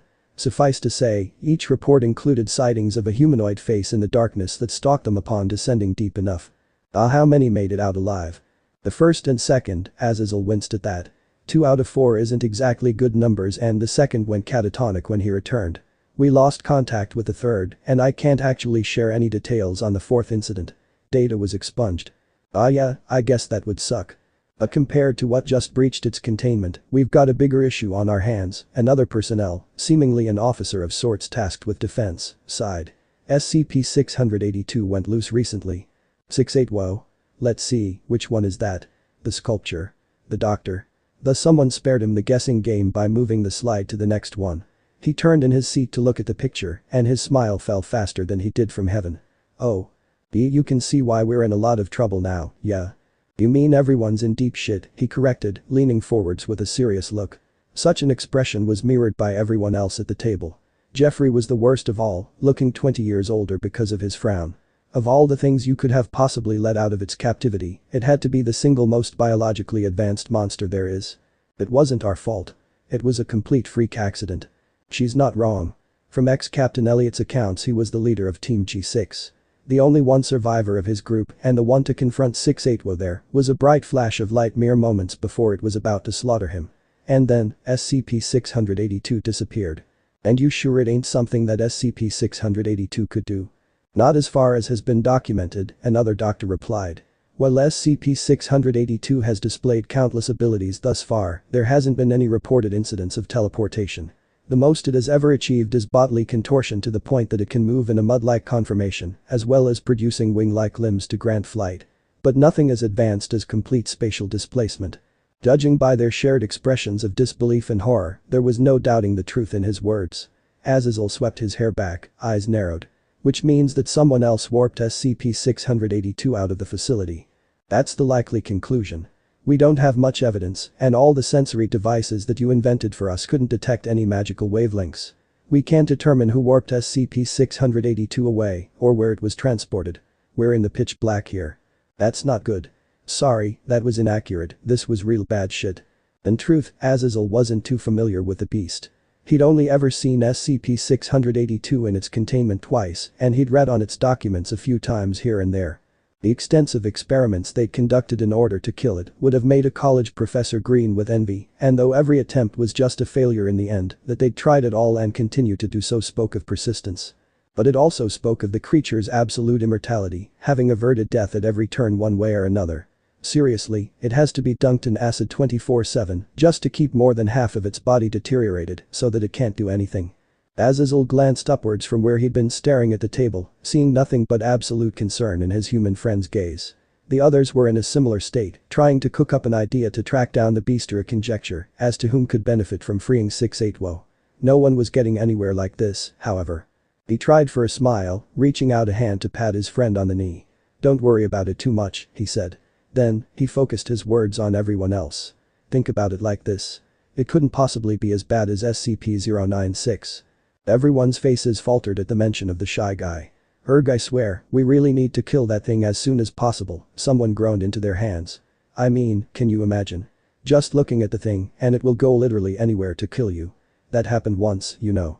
We had a convicted felon enter a bathysphere, look at pictures of it and make a sketch of it. Can't say it was near, but the creature practically breached containment like child's play and dived into the sea to murder the guy. There was no stopping it. Yep. That's bad. Horrendous, really. But yeah, I suppose it's time we focus our efforts on trying to locate and secure SCP-682. True that. And that's why I'm here, right? He beeped a wider grin back at them. Azazel, chieftain of the fallen angels himself. Our strength and technology is at your service. And for all of their sakes, his included, he would be sure as hell that he'd be helping the organization as best as he could to catch that sucker once more. And it's a must, a race against the clock now. After hearing all the stories told of its breach attempts, there was no denying its sheer danger to society. Allowing it to remain free any longer is going to have devastating consequences. Not for the first time in his life, Azazel smiled for everyone else while he hid the bubbling unease deep in him. Seriously, who knows what the creature is doing out there in this very moment? This is awesome. Brass was stampeded beneath the hasty pace of the creature as it darted between the trees, feeling the wind rush against its scales. Eventually, the green was broken through, replaced with the scenery of a clearing, and in the very middle of it was a large body of water, akin to a miniature lake of sorts. Flowers dressed the surroundings, adding colors of all kinds. With a shrill cry, the beast known as SCP-682, nicknamed the hard-to-destroy lizard and easily the most dangerous creature, at least, based on what the scientists said, though it could agree with them on that one, in the world, did the unthinkable. It leapt into a pond with the energy of an infant and the weight of a cannonball, splashing water everywhere. From around it, animals were watching it with some amount of interest. Others opted to ignore the strange-looking crocodile and head off to do whatever their original plans were. A rare few approached it and leapt into the same pond. And SCP-682 couldn't care because this felt awesome. This was all too different. All its life since the facility had kept it in captivity, its body had always been suspended in acid. Feeling the biting sting of the medium as its body was eaten away, leaving it practically incarcerated and unable to move or do anything. But now, practically free from the facility's overbearing and cruel experimentations, it felt alive. In fact, having dunked in this cooling and refreshing body of water was making all its happy hormone makers fire off like a machine gun. It just felt too excited, and there was nothing that ever felt better than this. Like an old man, it released a satisfied groan, lazily waddling its way through the small pond.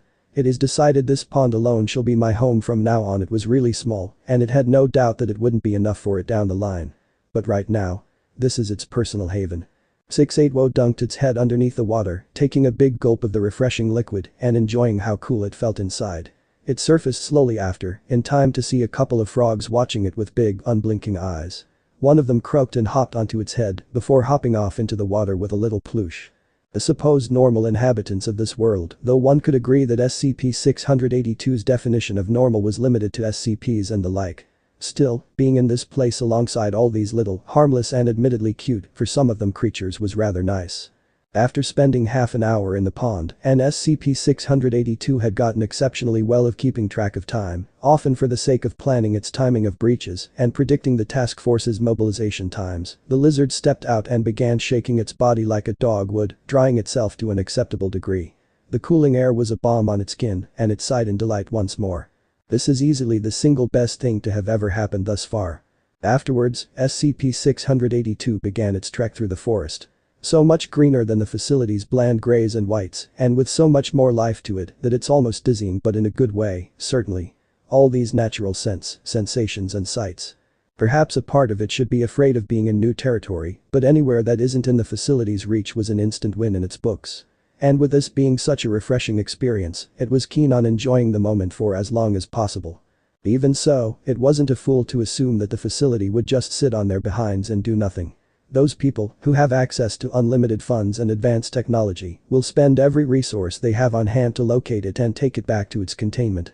It was only a matter of time before they made their move. That would be a real pain to deal with. All it wants to do now is just laze away in this wondrous nirvana. Actually, thinking about it now, it might need to start looking for food soon enough. The humans had thought it fitting to keep it suspended in acid and feed it none, which, sure, it can certainly live without. But the thought of getting to eat properly now. With ease, it generates a stomach within its thorax, deftly manipulating the titipotency of its stem cells to take on the properties of a gastric organ. Further biological changes were made to suitably adjust its digestive system, giving itself one akin to a ruminant's. Actually, scratch that. Cows regurgitate their contents before digesting them again, right? Blurg. It'll go for reptiles, then. It technically counts as one anyways. Once the internal transformation was completed, it was wrought with a need to eat. Faint and not ravaging, but no less true. And that spurred the creature to wander the forest in search of meat and only meat. It could easily adjust itself to consume cellulose, but screw that noise. Meat is where it's at. It spoke of 680's lack of familiarity with the natural world, but hey. At least now, it's got all the time in the world to learn. With some luck and excellent hunting skills, it managed to nab itself 2 boars, a rabbit and a jungle fowl of sorts in half an hour's time. It hadn't even bothered for grace or whatever before it dug into its quarries. And it was practically addicted to the very real taste of meat that it sunk its teeth into, moving on to the next and leaving not even bones behind. Freedom felt like a cold bath and tasted like true succulent meat. This was the life. By the time it had fed itself full, having hunted at least 2 more rabbits before choosing to stop, unlike humans, it knew how to control itself and not poach an entire habitat. The jungle was being drawn into darkness. The sun had long disappeared past the horizon, shadows creeping upon the canopies and obscuring its vision.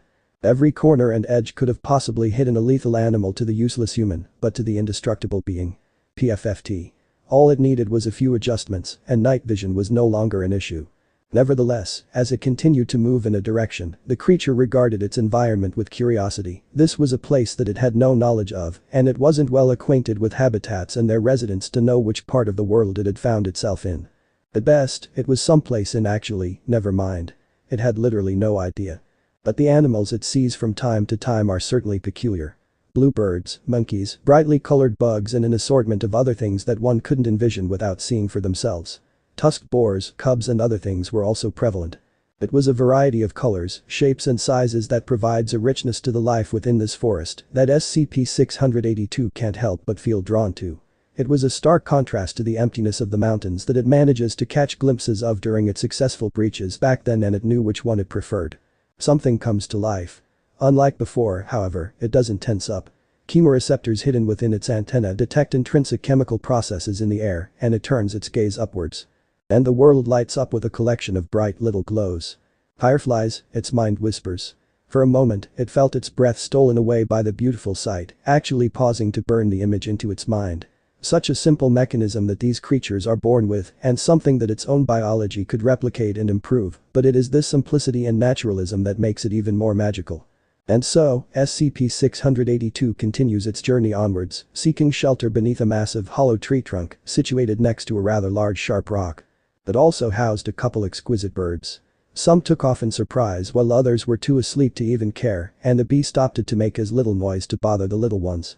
The tree trunk was spacious on the inside. It turned itself and lowered itself as close to the ground as possible, reversing itself so that most of its body and backside could be sheltered from the rain.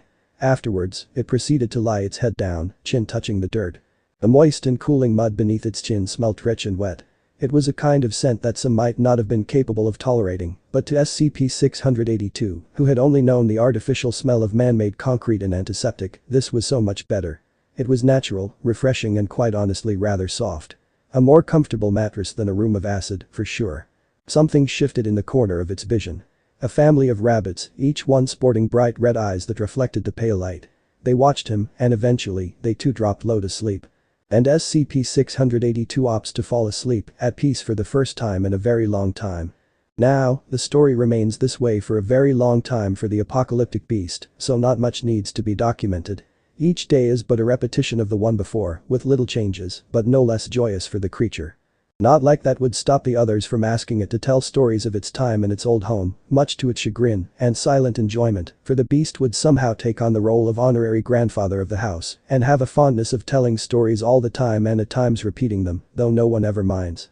It should be noted that the day of its sudden escape coincides with the day that the human child ponders over the idea of getting a house pet with his friend and guest, a mere point to clarify should there be confusion in the minds of any. And so, it would be many weeks of living in the forest and away from the facility's reach, which had done much to bring a sense of calm to its life. It is a cycle of moving from place to place, hunting, foraging and sleeping. And what might be seen as a strenuous routine to fall into is naught but a blessing to it. That is how it shall be for a very long time. Ultimately, what could have possibly intertwined the lives of the biological behemoth and the child? Many are those who theorize on what could have possibly transpired. The crackpots would call for countless conspiracies, while the faithful believe it to be by destiny's design. A rare few would say that the beast had always been the child's protector, returned to his side to fulfill its duty. The truth, on the other hand, is a lot more fantastical yet simple and equally ridiculous, much to the facility's collective headaches. Morning came with a quiet breeze. It was cold, quiet and brought with it the faint scent of dew. In the far distance, the echoing of the monkey's call and birds chirping signaled the beginning of the new day. It shouldn't have been enough to rouse 682 from its slumber, but perhaps years of captivity had honed its sensitivity to just about anything in its presence. Thankfully, as millions of eyes shoot wide open to regard the area around it, it's quick to calm down upon realizing that there was no danger. Perhaps someday, it would be able to grow out of this constant state of cautiousness. No idea if that would be possible, but it would be nice. Allowing itself a few more minutes of hazy sleepiness and listening to the peaceful sounds around it, the beast slowly stretched itself, muscles twitching as its joints popped into place. Satisfaction. This was the kind of feeling that would have felt more feral whenever it broke out of its containment and hunted down the humans, but this is it's more relaxing. More calming. Certainly something it could get behind. For a moment, SCP-682 paused to think about what its next choice of action should be, until it decided to do the equivalent of a shrug and go off for a stroll. With all this freedom in the world, what was the use of worrying about what's next and whatnot? It had all the time in the world, literally, since it's practically immortal, to just do whatever it wanted, so might as well take things slow and enjoy whatever comes, just like that bright red fruit up in the tree. Attention drawn to the bright fruit amongst the sea of greens, the creature easily generates clawed-like appendages on its feet to easily scale the tree's body, snatching the fruit with an extra limb before snapping down on it. Delight rushed through its mind as the sweet taste of the fruit melts upon its tastibids.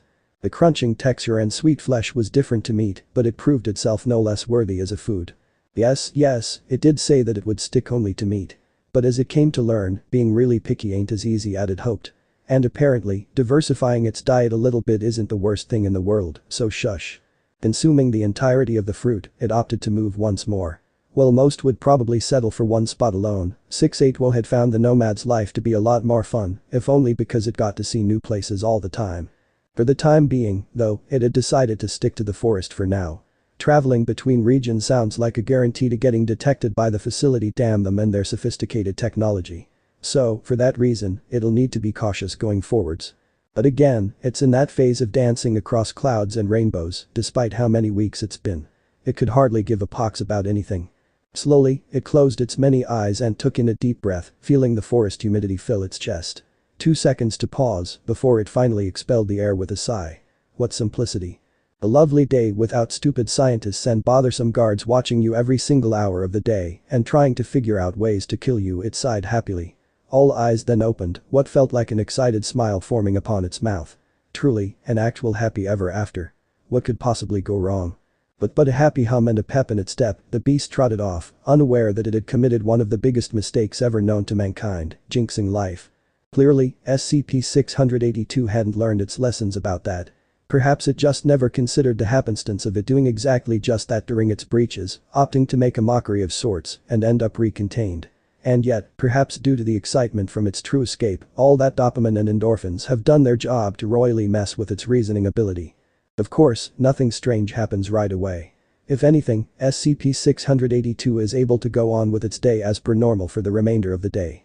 Its journey takes it in random directions, simply basking in the simplicity of enjoying the natural world without much care for anything else. There is a specific routine that it does take at times, namely, the need to find a waterhole and take a dunk in it. This is easily its favorite, the second being finding secret spots where it could simply laze about or discover fanciful flowers and fruits. Its taste for visual aesthetics may not be the most refined yet, considering its days living in a white-walled containment facility, but whatever it sees on a daily basis now is infinitely better than before. Something to be said about enjoying one's day in peace is acquainted with the quick passage of time. Day quickly turns into night, and SCP-682 feels the lull of exhaustion, a completely foreign yet acceptable sensation, promising the reward of a brand new day and a fresh wake to enjoy the next day. So, with renewed vigor, the creature begins to make its trek back to its previous sleeping location. Only for a great burst of light to overwhelm its vision. With the loss of the sun, it was completely dark out. Plus, being utterly relaxed and so unused to being under attack in any way, it left the beast completely taken aback, screeching in shock for the first time in so long. It reeled backwards, shutting all its eyes at once. Immediately, the scales covering its body hardened into carapaces and claws poked out of its extremities, bracing for any attack. When the light eventually died down and nothing seemed to attack it, the creature tentatively peeked one eye open. You are quite big. Are you a crocodile? Only to come face to face with a blank-faced girl with black hair and dressed in equal shades of color. Startled, it leapt back like an unwound spring, kicking up dirt and gravel in the process. 6-8wo stared at her, hissing. It did nothing to deter her. If anything, the girl simply blinked at it, staring it up and down with what was slowly becoming a curious expression. I have never seen a crocodile with this many eyes, however. Fascinating. A mere crocodile couldn't possibly compare to it. And yet, it had to give her credit, her lack of fear despite faced with it was completely new. Even the hardiest men that it had stared down during its days in the facility cowered in the end, quaked in their boots as they awaited their deaths. It huffed. Something about her was not normal, and it wasn't sure what. Boo, it snarled. Her eyes widened at that. Are you? You can't speak. Now that is rather strange. Speak, human, or I will strike you where you stand. That would do very little to help you, but very well. I am Ophis, the girl introduced herself. And you? What use is knowing? You are clearly a being of intelligence, so you must have an identity. And it is rude not to introduce yourself when another person has. HMPH. The concept of human courtesy shouldn't apply to it, but it relented either way. SCP-682. SCP-6-8wo. What an odd name. So she isn't aware of the existence of SCPs. Strange.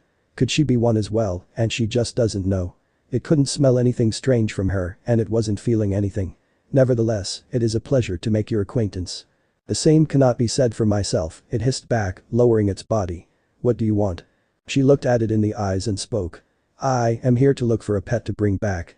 So serious and so unexpected was her answer that SCO 682 practically froze in its place, blinking dumbly. What? I am looking for a pet, she repeated. It almost thought it was going mad until she chose to elaborate. Issei wishes to have one, but uncle and auntie might be against it. Even so, I would like to try and find something for him. That's just it, couldn't believe it. And yet, for how her face remained neutral and posed not even a quirk of the lips or whatever indicated that she was completely serious about what she said. And you would make for a poor pet. Too large. You will need a lot of food, the creature bristled at that. True, but completely uncalled for to point out. Perhaps a bird or a kitty cat. And she was now completely ignoring it, choosing to look around the place instead. SCP-682 practically had its mouth agape as it watched her, both for the fact that it was being ignored and the fact that this entity had come all the way here just to find a pet animal. Hello? Any animal worthy of being a household animal. She really is just what in the world is going on? Completely dropping its guard, the creature raised its head and scanned its surroundings, trying to figure out from which direction this little one had come from. Had she somehow strayed away from her clan? Then again, for how long it had stayed in these forests, it hadn't come across any form of human settlement. Had she come from that burst of light? That would be ridiculous. She was just a human. And humans aren't technologically advanced enough to achieve that sort of capability. It must have been a coincidence. 680, the creature perked up at its name being called. What would make a good house pet? Initially confused by the question, rage quickly surged back as it hissed back. Like I would care about that. All you humans ever care to do is satisfy your wants without considering anything else. Perhaps, she agreed. But, I think it is fine. Of course you would say that. You're a human being, after all. Yes, I suppose I am, Ophis hummed. She supposed that she is. But, going back to what I was saying, I believe it is fine to have desires. After all, without them, humans would have no motivation to do anything. But is such an excuse suitable enough to warrant pointless stupidity? This time, the girl stopped to look at it. SCP-682 hissed. All your kind ever does is feed its endless hunger and greed. And when you're terrified of something, you find some way to kill or enslave it. Such behavior guarantees your downfall in the years to come.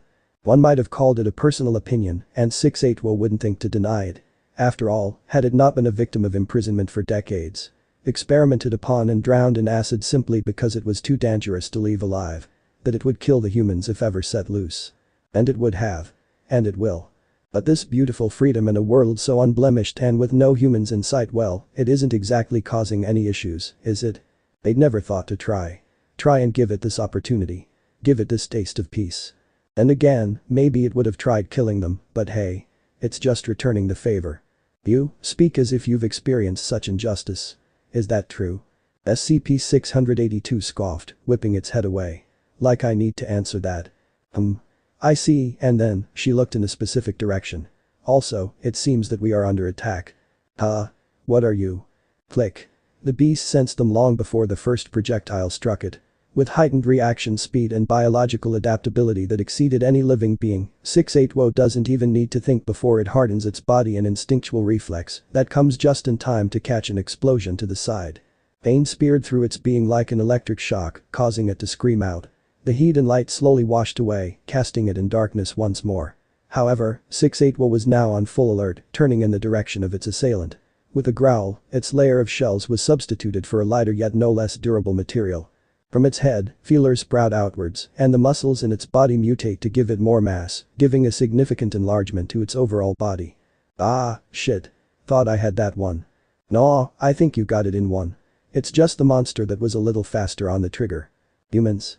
Foliage all around it rustled as men and women dressed in strange black garbs showed themselves. A few of them had greens and browns splotched upon themselves as a means of camouflage, but that was the least interesting part. If anything, it was the glimmer of light in their hands, dancing on their palms like some sort of sentient fluorescent entity. SCP-682 bristled, glaring silently at Ophis. However, despite her lack of expression, it could tell that she knew not whom they were, for she watched them with a quiet kind of wariness that indicated she wasn't part of them. Just great. And here it thought she had baited it for them to attack it. One of them whistled, looking the beast up and down. Well, I'll be. That's the strangest thing I've ever seen thus far. Look at those scale shells. A unique one, for certain, a sultry voice said. She whipped her auburn hair back, not hiding the smile on her face. Can't even begin to imagine how much it would sell on the market. Enough to keep us afloat for years.